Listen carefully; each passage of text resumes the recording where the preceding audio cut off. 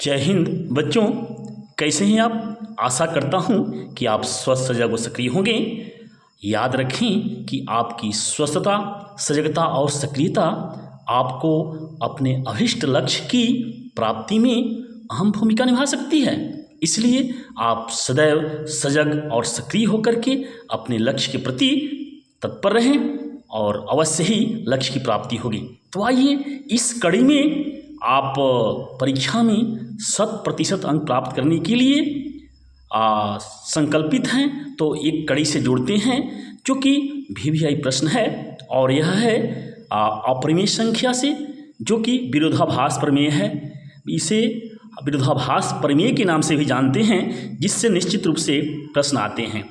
प्रश्न है कि सिद्ध करें कि किसी अपरिमेय संख्या का विलोम भी एक अपरिमेय संख्या ही होता है। तो यह एक विरोधाभास प्रमेय है। आइए इसे सरल रूप से हम समझते हैं और इसको स्टेप वाइज हम समझ करके लिखेंगे ताकि 100% अंक की प्राप्ति हो सके। तो सबसे पहले हम मान लेते हैं कि मान लिया कि किसी अपरिमेय संख्या के अंतर्गत √3 एक अपरिमेय संख्या है। तो चूँकि √3 का विलोम 1/√3 होता है। √3 जो संख्या है इसका विलोम 1/1/√3 होगा। तो हमें सिद्ध क्या करना है कि 1/√3 एक अपरिमेय संख्या है। तो चूँकि पहले ही हम बता चुके हैं कि यह विरोधाभास प्रमेय है, अपरिमेय संख्या है। इसे सिद्ध करने के लिए इसको उल्टा मानना पड़ेगा। क्या कि पुनः मान लिया कि जो 1/√3 है यह एक परिमेय संख्या है। परिमेय संख्या मान करके हम उसे सिद्ध करेंगे कि वह परिमेय संख्या जो माने हैं वह गलत है। तो आइए इस विरोधाभास प्रमेय को हम सिद्ध करते हैं। चूँकि हम माने हैं कि 1/√3 जो ये √3 एक परिमेय संख्या है, तो परिमेय संख्या की परिभाषा के अनुसार हम लिख सकते हैं कि 1/√3 = P/Q, जहाँ P और Q सह अभाज्य संख्याएं हैं।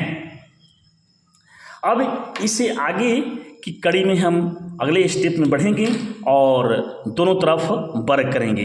दोनों तरफ वर्ग करने पर दैट इज 1/√3 का होल स्क्वायर = P/Q का होल स्क्वायर।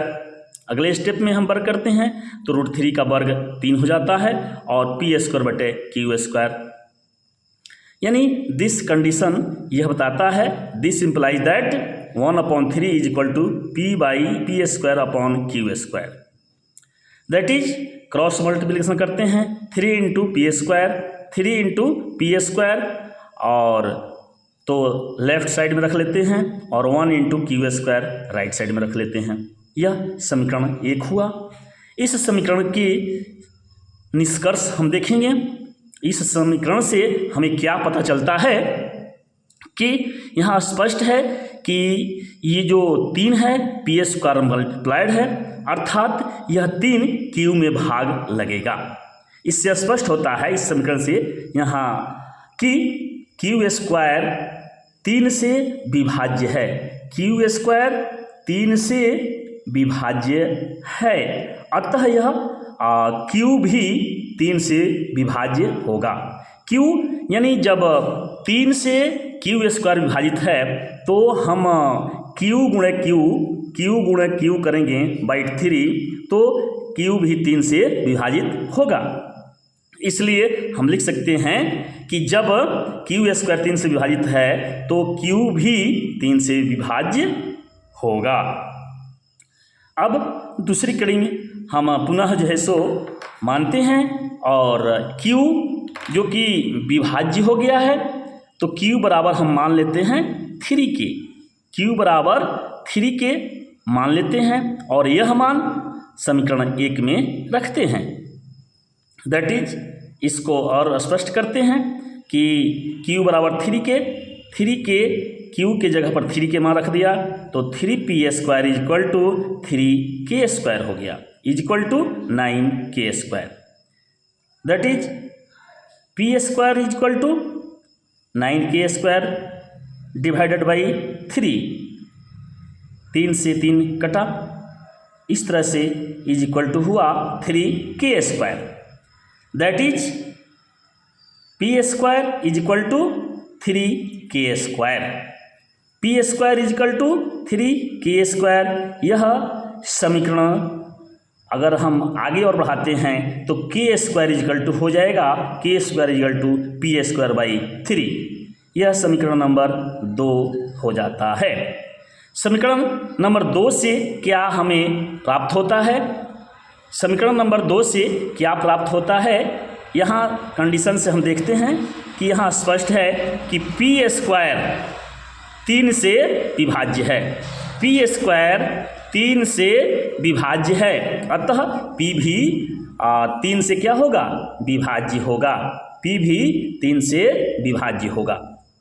तो इस तरह से समीकरण 1 और समीकरण 2 से 2 कंडीशन हमें प्राप्त हुए। तो इसके बाद से दोनों समीकरणों के निष्कर्ष से हम किस निष्कर्ष पर पहुंचते हैं? दोनों समीकरणों यानी समीकरण 1 और समीकरण 2 के निष्कर्ष से स्पष्ट होता है कि P और Q दोनों अभाज्य संख्या न होकर के भाज्य संख्याएं हैं।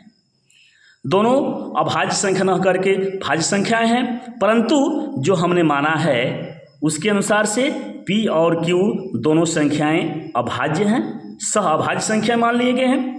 लेकिन यह जो कंडीशन बन रहा है, जो विरोधाभास दिख रहा है, यह हमारी मान्यता के अनुसार है। यानी हम मान्यता के अनुसार 1/√3 को परिमेय संख्या माने हैं, जो गलत है। अर्थात 1/√3 एक अपरिमेय संख्या है, परिमेय संख्या नहीं। 1/√3 यह इस निष्कर्ष पर हम पहुंचते हैं कि 1/√3 एक अपरिमेय संख्या है, परिमेय संख्या नहीं है, जो कि √3 का विलोम है। अतः अंततः हम निष्कर्ष पर पहुंचते हैं कि किसी भी अपरिमेय संख्या का विलोम भी अपरिमेय संख्या ही होता है। यह बात स्पष्ट हो गई, सिद्ध हो गई। प्रिय छात्रों, इसमें स्टेप पर नंबर मिलता है। जो भाषा आप जगह जगह लिखेंगे इसके अनुसार से आपको पूरे अंक मिलेंगे, इसलिए इसे ध्यान से भाषा को बना करके लिखेंगे और स्टेप वाइज तो निश्चित रूप से आपको 3 नंबर के जो प्रश्न आते हैं, निश्चित रूप से इसमें 3 नंबर आपको मिलेंगे। तो फिर अगले वीडियो में मिलते हैं, तब तक के लिए जय हिंद, वंदे मातरम।